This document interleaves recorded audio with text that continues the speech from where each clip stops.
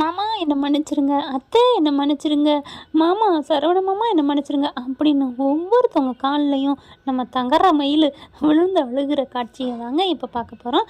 என் அன்பான இனிய உறவுகளுக்கு வணக்கங்க. ஆமாங்க, கோர்ட்டில் வந்து சொல்லிடுறாங்க முத்துவேலு சத்திவேலு தீர்ப்பு சொன்னதுன்னா, அதாவது சாட்சி உண்மையான மனசாட்சியாக நடந்துக்கிட்டாங்க. அதனால் வந்து ஜாமீனில் விட்டுருக்காங்க. இன்னும் தீர்ப்பெல்லாம் வரல.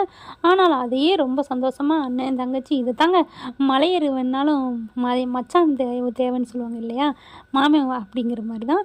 நீங்கள் பார்த்தா கோமதிக்கு சந்தோஷம் தாங்கலை. பாண்டியன் கையை பிடிச்சி முத்துவேலும் கையை ஆற தழுவிக்கிறாங்க. இப்படி போயிட்டுருக்கையில் தங்கமயில் பார்க்குது, இனிமேலும் நம்ம சும்மா இருந்தால் நம்மளை இப்படியே கழட்டி விட்டு போயிடுவாங்க அப்படின்ட்டு ஓடி போயிட்டு, அத்தை மாமா என்னை மன்னிச்சிருங்க மன்னிச்சிருங்க அப்படின்னு அழுகுது. அடித்து நீலாம் யாரடி ஒரு மனுஷ ஜென்மமா, எப்பேற்பட்ட ஆள் அந்த மனுஷன் உனக்கு நல்லா தெரியும். நம்ம வீட்டில் உன்னை எல்லாரும் கொஞ்சம் கோமா இருந்தாலும் என் புருஷன் உன்னை எப்படி தாங்கினார், நான் குட்டி வந்த பொண்ணுன்னு அந்த மனுஷன் நீ கூண்டில் வந்து ஏற்றிட்டியடி. ஐயோ அத்தை நான் எதுவும் பண்ணலத்தை, எல்லாமே எங்கள் அம்மா பண்ணது. உங்கள் அம்மா பண்ணால் அப்பா நீ தான் அனுபவிக்கணும், நீ உன் வாழ்க்கையை நீலடி நினச்சிருக்கணும். இல்லை அத்தை எல்லாமே நான் உங்கள் வீட்டில் வாழணுன்னு தான் அத்தை, நம்ம வீடு அத்தை, நான் பாவம் அத்தை, நான் நல்லா தனத்தை நடந்துக்கிட்டேன் அப்படின்னு மறுபடியும் அதே பாட்டை பாடுது. சிப்பாப்பா அப்படின்னு சொல்லிட்டு சக்திவேல் முத்துவேல் எல்லாம் வந்து திட்டுறாங்க. பாக்கி வந்துட்டு ஏய் பாடி இவங்ககிட்டலாம் ஏண்டி கெஞ்சிக்கிட்டு இருக்க வாடி அப்படிங்கிறாங்க.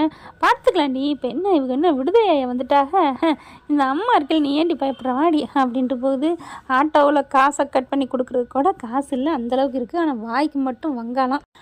அடுத்து எல்லாம் வந்து வீட்டுக்கு வர்றாங்க. வீட்டுக்கு வந்தால் பார்த்தா அவ்வளோ ஒரு கோமதிக்கு சந்தோஷம், அதை விட கோடி கோடி சந்தோஷம் அப்பத்தாவுக்கு தாங்க. அப்படியே பார்த்தா பாண்டியன் குடும்பத்துக்குள்ளே இப்போ நிற்கிறாங்க. ஆரத்தி எடுத்துகிட்டு வந்து ஆரத்தி காய்ச்சிட்டு உள்ளுக்குள்ளே போயில முத்துவேலும் சக்திவேலும் அவங்க வாட்டுக்கு வர்றாங்களா. பாண்டியன் கோமதியெல்லாம் பார்க்குது, என்னடா அது கொஞ்சம் கூட நெருடு இல்லாமல் வராங்களே, அவங்க தான் நேற்றே வந்துட்டாங்களே, அதனால் உள்ளுக்க வர்றாங்க. எல்லோரும் உட்காடுறாங்க. அவ்வளோ ஒரு சந்தோஷம். இந்த பாக்கியம் தகர குடும்பம் வந்து பண்ணினதுனால ஒன்று நன்மை நடந்திருக்குன்னா இந்த எதிரும் புதிரும் ஒன்று சேர்ந்துருக்கு. அதுதாங்க. நீங்கள் எதுக்கும் கவலைப்படாதீங்க, நம்ம ஆதாரம் நம்ம பக்கம் ஸ்ட்ராங்காக இருக்குது. அதனால் கண்டிப்பாக இப்போ ஜாமீன் ஒருத்தர் கொடுத்துருக்காங்கன்னா நம்ம மேலே கொஞ்சமாக நம்பிக்கை இருக்கிறதுனால தான் அப்படின்னு முத்துவேலு சத்திவேலு சொல்லிட்டு தைரியமாக இருங்கிறாங்க. அப்பா அப்படின்னு ராஜி வர, தைரியமாக இருமா, அப்பா இருக்கம்மா, சித்தப்பா இருக்கார், நீ ஏன் பயப்படுற, ஆமாம்மா நாங்கள் இருக்கோம், நீ ஏன் பயப்படுற அப்படின்னு சொல்லிட்டு கிளம்புறாங்க. குமரும் வந்துட்டு ஆமாம்மா அண்ணன் நான் இருக்கேம்மா, எல்லோரும் கவலைப்படாதீங்க அப்படின்னு சொல்லிட்டு, அரசி நீ தைரியமாக இரு அப்படின்னு சொல்லிட்டு பார்த்துட்டு போகிறாரு குமார். அடுத்து ரொம்ப சோர்வாக இருக்காங்க மீனா, ராஜி, கதிர் எல்லாம் இருக்கையில் கதிர் என்ன பண்ணுறாங்க, அப்பா நான் ஒரு உண்மையை சொல்லணும் அப்படிங்கிறாங்க. என்னப்பா அப்படிங்கல, அவங்க போட்ட நகை எல்லாமே தங்கம் இல்லைப்பா அப்படின்னு தூக்கி வாரி போடுது. என்னடா சொல்கிற அப்படிங்கல, ஆமாம் எல்லாமே பித்தளை நகை அப்படின்னு சொல்ல, ஐயோ இப்போ என்ன பண்ணுறது அப்படிங்கல, இவ இன்னும் ஊதிடுவாளே. மீனா பார்க்குறாங்க, ஏன் மீனா அப்படி பண்ண, இல்லை பாவமாக இருந்துச்சு அக்கா பார்க்க, அதனால தான். அடி பாவி, இப்போ நாங்கள் போட்ட நகையை நீங்கள் விற்று பித்தாலே ஆக்கிட்டீங்களான்னு சொல்லுவாளே, அவன் சொல்லக்கூடிய ஆளாச்சே, இப்போ என்னங்க பண்ணுறது அப்படிங்கிறாங்க. போலீஸ் ஸ்டேஷனில் போய் மறுபடியும் கம்ப்ளைண்ட் கொடுப்போம், இந்த மாதிரி பித்தளை நகையை போட்டிருக்காங்க, இப்போ தான் என் மருமக சொன்னான்னு. அதெல்லாம் நம்புவாங்களா, என்ன பண்ண போகிறான்னு தெரியலையே அப்படின்னு சொல்லல. மீனா சொல்கிறாங்க, அத்தை நாங்கள் உங்ககிட்ட சொன்னதாகவே இருக்க வேணாம், அவங்களும் பயத்தில் தான் இருக்காங்க, பார்த்துக்கலாம் அவங்க என்ன தான் பண்ணுறாங்கன்னு, அதுக்கப்புறம் பார்த்துக்கலாம் அத்தை. அடியே இவ்வளோ திருட்டு வேலை பண்ணியிருக்காளுகளே அப்படின்னு சொல்லிட்டு மறுபடியும் நிம்மதி இல்லாமல் புலம்புறாங்க கோமதி குடும்பம். அடுத்து எல்லாம் நிம்மதியாக ஒரு வழியாக சாப்பிட்டு படுக்கிறான்னு வைங்களேன். காலையில் பார்த்தா ஒரே சத்தம், கதவு டம்முன்னு சவுண்டு கேட்குது. யார் என்னன்னு வெளியில் வந்து பார்த்தா இங்கே தங்கமயில். அத்தை மாமா என்னை மன்னிச்சிடுங்க, இனிமேல் நான் எங்கள் அம்மா அப்பா பேச்சை கேட்கவே மாட்டேன், நான் இந்த வீட்டை விட்டு நான் போக மாட்டேன்னு அழுக ஆரம்பிக்குது. ஏய் என்னடி எங்களை எல்லாரையும் ஜெயிலில் பிடிச்சி தள்ளிட்டு உன்னை வந்து வாழ வைப்போம்னு நினச்சியா, அத்தை அது நான் பண்ணலை அத்தைன்னு எவ்வளோ அழுகுறாங்க. ஆனால் முடியாதுங்கெல்லாம் இங்கே பாக்கியம் மாணிக்கம் ஓடி வர்றாங்க. ஏண்டி இங்கே வந்த அப்படின்ட்டு, இங்கே பார் பேசாமல் போயிரு, எனக்கு என் வாழ்க்கை முக்கியம், எனக்கு சரவண மாமா தான் முக்கியம், அவங்க தான் வேணான்னு சொல்லிட்டாங்களே, அப்புறம் நீங்கள் வந்து நிற்கிற, பரவாயில்ல எல்லாம் உன்னால தான், நீ சொன்னதுனால தான் நான் தலையாட்டினேன் அப்படிங்கிற. மீனா பார்க்குது, அவங்க சொன்னால் உங்களுக்கு எங்கேக்கா புத்தி போச்சு, போலீஸ்காரங்க வரையில் என் அத்தை மாமா எந்த தப்பும் பண்ணலைன்னு நீ ஒரு வார்த்தை கொடுத்துருந்தீன்னா இன்றைக்கி உனக்காக நான் பேசுவேன், எல்லாரும் இன்றைக்கி உனக்காக கொஞ்சமாவது இறக்கம் காட்டுவாங்க, ஆனால் நீ அப்படி செய்யலையேக்கா. மீனா ப்ளீஸ் மீனா என்னை புரிஞ்சுக்க மீனா, நான் என்ன பண்ணுவேன், வாழ வைக்கிறேன்னு சொல்லிட்டு எங்கள் அம்மா என்னை நாசப்படுத்திட்டாங்க அப்படின்னு அழுகுறாங்க. சரவணை வந்து வேகமாக என்ன என்ன சத்தம் அப்படின்னு கதவை திறந்துட்டு வர அப்படியே மயிலை பார்த்தோன்னே ஏய் எதுக்கு நீங்கள் வந்த அப்படின்னு அப்படியே கையை பிடிச்சி கழுத்தில் வச்சு தள்ளுறாரு. எதுக்கு நீங்கள் வந்த? இங்கே பாரு, ஏற்கனவே உங்கள் மேலே கேஸ் கொடுத்துருக்கேன், மறுபடியும் நான் உங்கள் மேலே கொடுப்பேன். எதுக்குடி கொடுக்குற? நீ ஏன் இங்கே வர்ற? கொடுத்துட்டில்ல, அப்புறம் இங்கே வரணும்.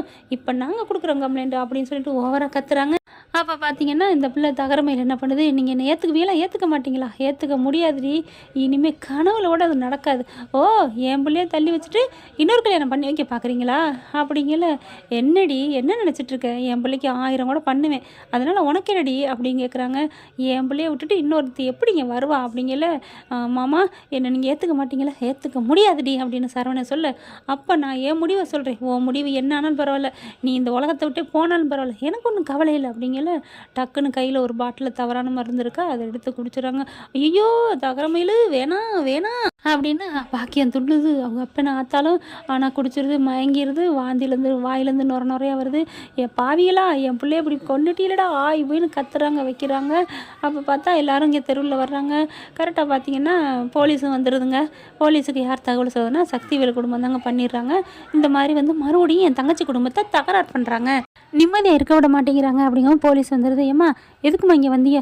ஐயோ என் பிள்ளை பாவங்க, ஒன்றுமே பண்ணலங்க, இப்போ கூட இங்கே பாருங்கள் எதையோ வாயில் ஊற்றி விட்டாங்க. அடி பாவி, என்னடி நினச்சிட்ருக்க அப்படின்னு சொல்லிட்டு ராஜி மீனா என்ன பண்ணுறாங்க, அதெல்லாம் இல்லைங்க, இவங்க தான் போய் சொல்கிறாங்க, வந்து இருந்துட்டு என் பிள்ளைய ஏற்றுக்கன்னு இவங்க தான் சொல்கிறாங்க. ஆமாங்க, நாங்கள் என்ன சொன்னோம், ஏற்றுக்கன்னு தானே சொன்னோம், இதில் ஒரு தப்பா?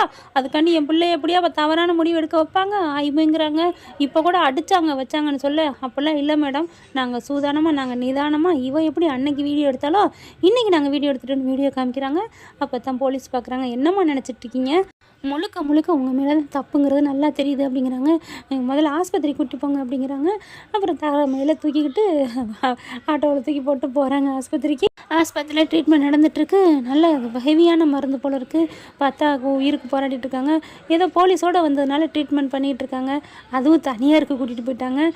கொஞ்சம் கண்ணு முழிச்சிருதுங்க தகரமையில். போலீஸ் கம்ப்ளைண்ட் அப்படிங்கிறதுனால என்னவா இருக்கும் ஏதா இருக்குன்னு இதுகளும் போகுதுங்க. சும்மா இருக்கக்கூடாதுன்னு சொல்லிட்டு, ஏன்னா அங்கே உள்ளூர் தானே, என்னவா இருக்கும் ஐயோ அப்படிங்கல, நமக்கு தேவையில்லை வாடா அப்படின்னு சொல்லிட்டு இருக்காங்க.